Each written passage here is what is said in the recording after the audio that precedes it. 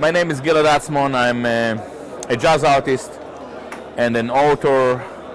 I write about identity politics and Jewish identity politics in particular. Okay, I think that these things must be clarified. To start with, I'm an ex-Jew and ex-Israeli. When I say that I'm an ex-Jew, it's a bit of a problem because I've never been a follower of the Jewish religion. All right?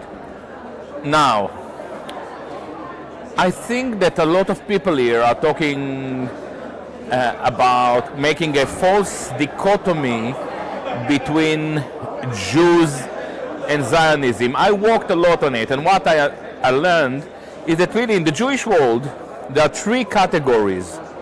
We have Jews, the people, Judaism, the religion, and Jewishness, the ideology, the culture.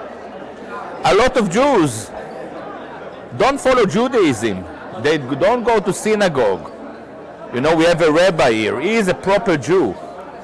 Yeah, the Rabbi Wise, Neturei Karta. But most Jews don't follow Judaism, yet they identify politically and culturally as Jews. And this is very different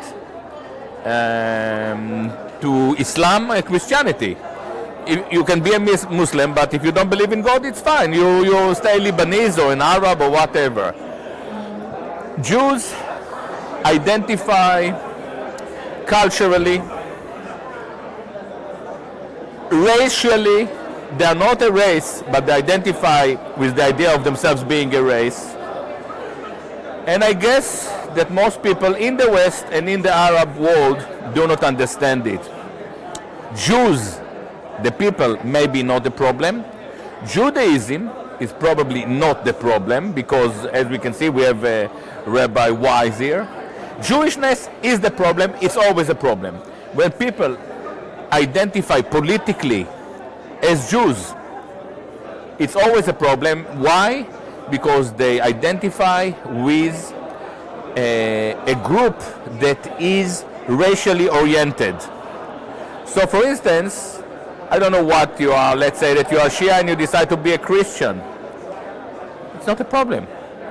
If you decide to operate politically as a Jew, and let's say assume that you are a Shia, it is a problem. You cannot be the secretary of Jewish Voice for Peace or Jewish Pro-Palestinian group because you are not racially qualified.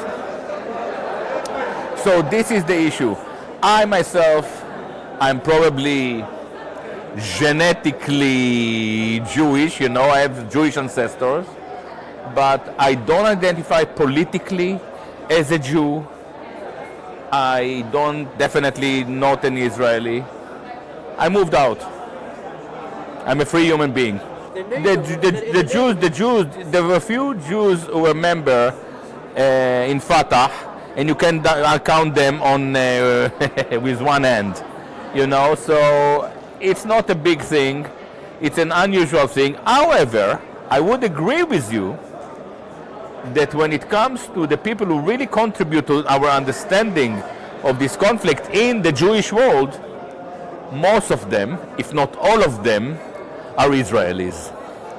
And you can talk about people like Shlomo Zand and Israel Shachak and Israel Shamir and Gideon Levy and Amira Hess, who are still writing for Haaretz.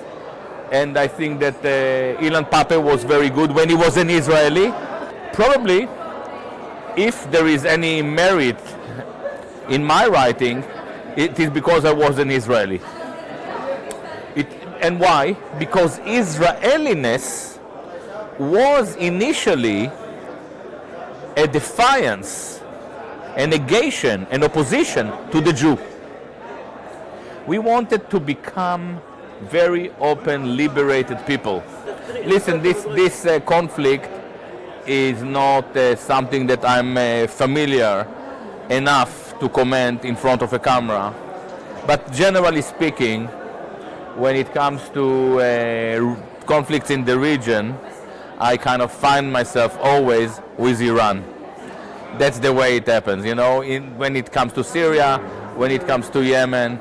And I guess that it's because Iran is, and the same applies to Hezbollah here, they are the last defiant resistance against Anglo-American imperialism.